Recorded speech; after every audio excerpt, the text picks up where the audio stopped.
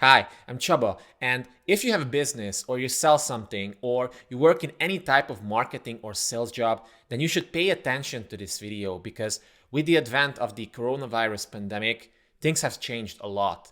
Making sales has become a top priority for most businesses, and it's more important than ever. So, I wanted to take this initiative to create a 28-day Corona Proof Your Business challenge. And during this 28-day challenge, I'll be focusing on 4 key things that I believe will make the biggest impact in your business and whether you survive the coronavirus pandemic or not. The first one is copywriting because I consider this the number one money skill in order to make sales. Why? Because copywriting is basically salesmanship in print. It's the messaging, the marketing messaging, the emotional appeal of whatever you're selling and communicating this properly to your ideal customer and to your audience as well. And during the first week, we'll dive deep into things like what is conversion copywriting, what makes copy strong versus copy that doesn't really do anything.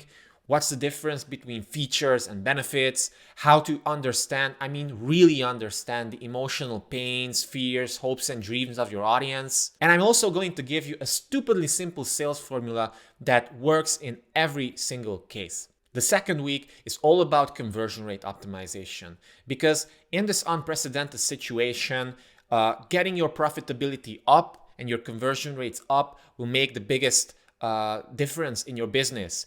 Because if you can acquire traffic at a lower cost, if you can convert leads into profitable and paying customers, then that difference is going to show and it's going to produce a compounding effect. And I'm sure that you are quite familiar with the compounding effects lately because unfortunately, this is also how the virus itself spreads. So during the second week, I want to dive deeper into things like what exactly is conversion rate optimization, to give you a few tips on how you can easily boost the conversion rate of basically every single one of your web pages or funnel elements. But I'm also going to show you how to fix a leaky funnel in 20 minutes or less, how to optimize your landing pages, how to optimize your sales pages, and how to come up with truly attention-grabbing headlines that will shock people out of their zombie state and make them focus on your message, even in this media storm that we're in right now. All right, during the third week, I'm going to talk about a very important topic that's quite close to me, and namely email marketing.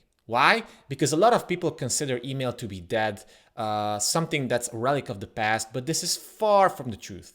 Absolutely far.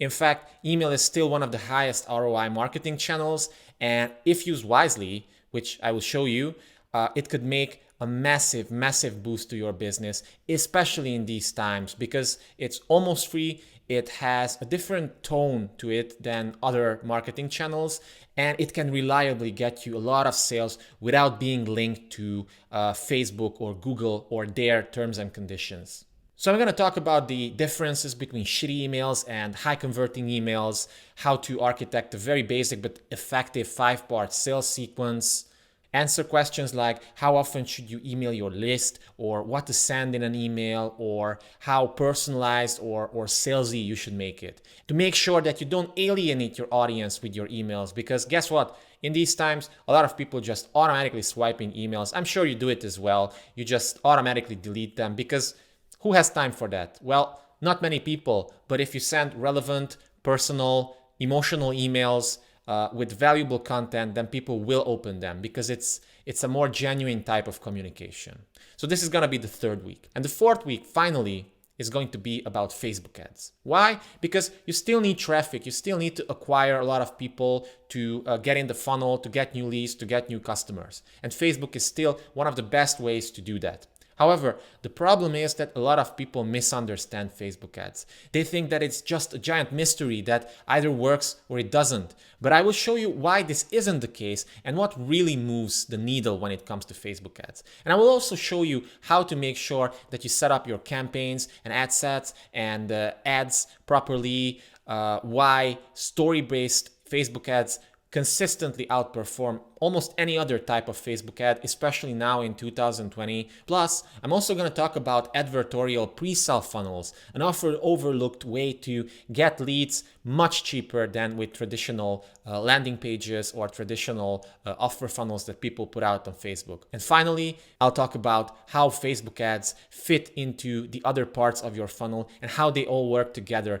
as a system. So I'm excited to get started. I hope you join me in this journey and see you tomorrow. Cheers.